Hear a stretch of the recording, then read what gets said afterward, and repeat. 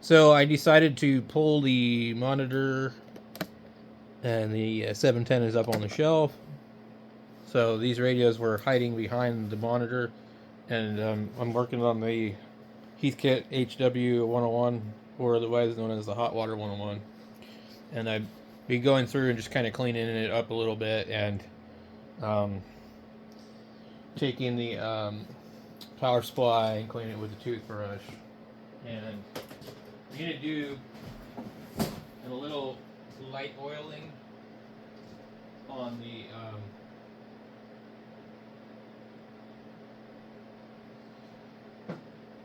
power supply on the surface rust. So actually what I'm going to use is just a small amount of diesel on a rag, since I conveniently have that at my disposal. So we're going to zoom in here while I do that. And let's have a little bit on this rag. I'm gonna dab it, because what happens is this is a baby wipe, and it will drag the material and get crap all over the place. So we just want to do something about this nasty looking rust. So this seems like the simplest, easiest way to kind of oil it without like going nuts and doing something weird. So you will have that diesel smell.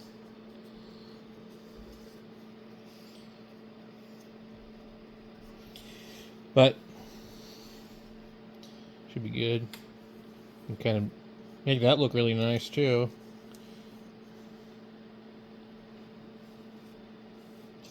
I am dragging it across there, and I can feel it kind of catch, but you know, it's impossible to be perfect about this. But that really does look nice, compared to how it did look. So you can see it's, you know, tears it up a little bit, but it's no big deal. You can dab it, you can do it like this, whatever you want to do.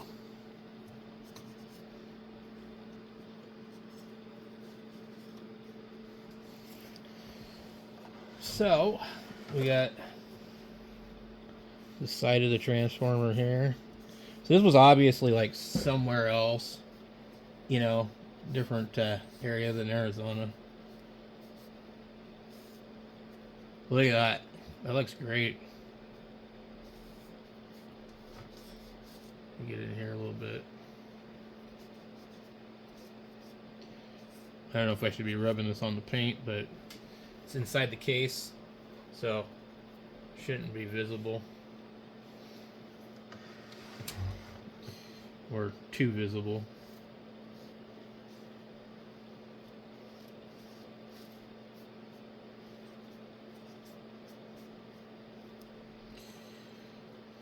So try this at your own risk. You know, don't get mad at me if you do this and all of a sudden the paint starts to peel back or whatever. I'm not concerned about it. This is an old radio. I don't know what year it's from, but you know, I mean, it ain't gonna be perfect.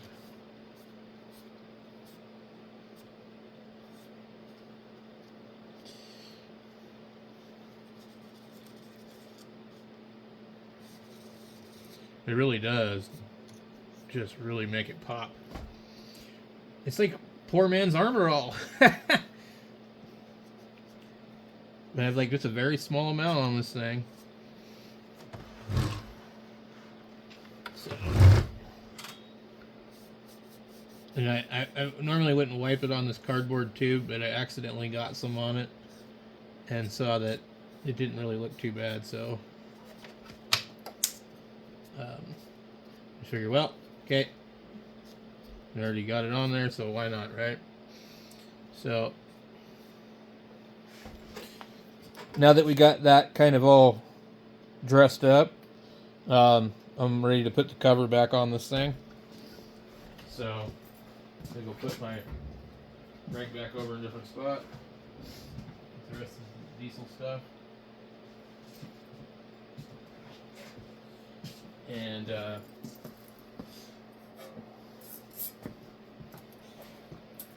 this one has a number 1 written on it. The guy had several of these, so he labeled them, sort of, I guess. So the only problem I've run into with this is that on the back of the radio there's an index to stop you from plugging it in wrong, and it's broken off. So from what I understand, you could put this power supply inside the Heathkit speakers if you wanted to. I guess some people did that. I need to find my glue to glue that little piece on top of the cap. I'm not sure what I did with it, but might just have to just leave it like it is. Oh, there it is. Okay, so we'll use just a little bit of Gorilla Glue, wood glue actually, because we're not concerned about it being structurally strong. We just don't want it to look a certain way. It's all for looks. If I could get this thing open, boy, it does not want to open. All right.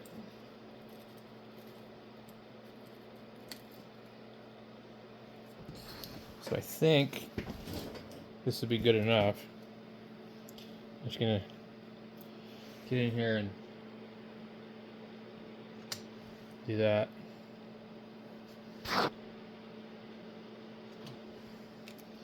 And then I'm gonna put something on top of it. Some weight.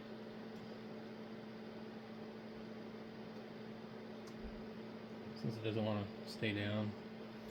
I might need to be a little bit more glue, I don't know. Maybe hold it for a while. So I just set this thing because it's got a weight on it. It's a, you know, soldering iron helping hand thing. So we'll see if it springs back up on me or not. I think it should be good to go. I just, is it starting to lift up? Yep. So this is the kind of stuff that just like really, you probably have to super glue it or something, I don't know.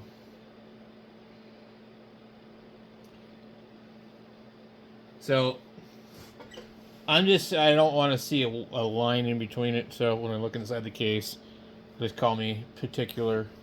I'm going to grab a piece of tape, just clear tape. I know this is kind of tacky, but I'm just going to do this. I'm going to come in here with this, and I'm going to try and push it down here, and let's do that.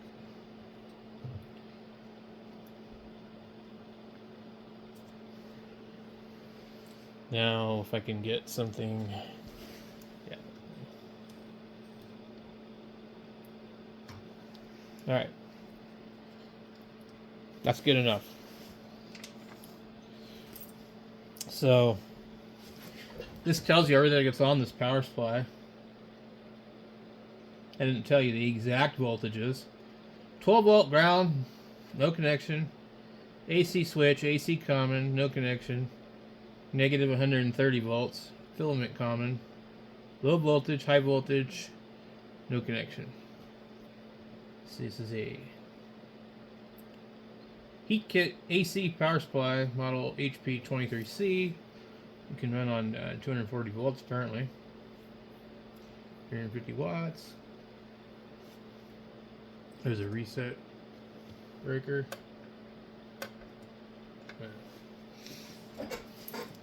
So we just need to get this thing put back together.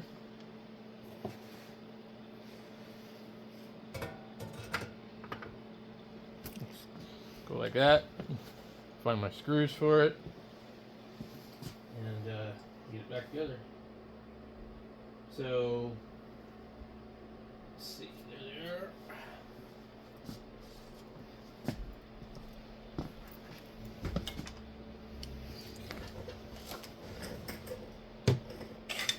Are you surprised that this thing is like still good? I don't know. The guy didn't restore the power supply, I don't think. Unless it was like the manual said. I saw some writing on the manual that said that the tubes were replaced in 1990. So I would guess that this was a 1968 to like about 1971 is what I think. Because the guy had multiple ones, we don't know if this is actually the manual that came with it. These screws don't want to go in on this end. This one here is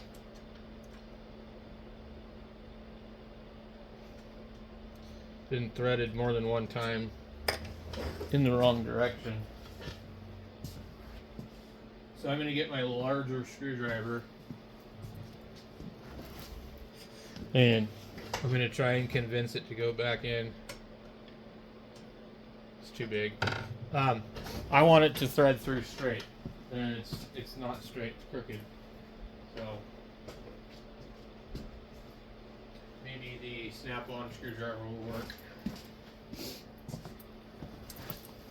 think it might be a little too big also. Nope. Okay.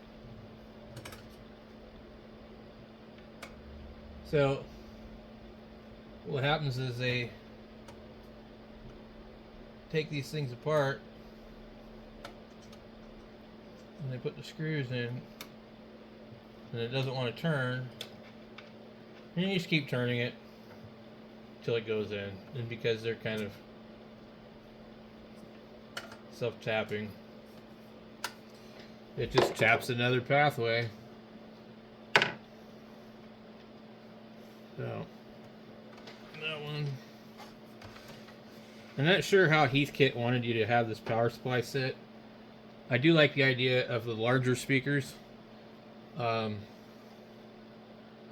being that they would hide the power supply in the speaker.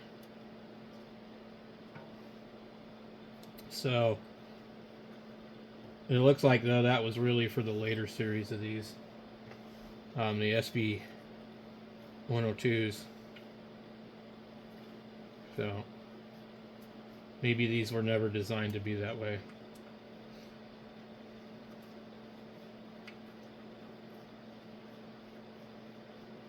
Okay. So a little bit of grime on this on the outside. Probably could be, cleaned up a little bit, made to look a little nicer. It's strange because you have the power coming out of the side of this thing, and I don't know if this was just meant to be like hidden somewhere behind the radio, or what, or if it was like actually supposed to just kind of be alongside it,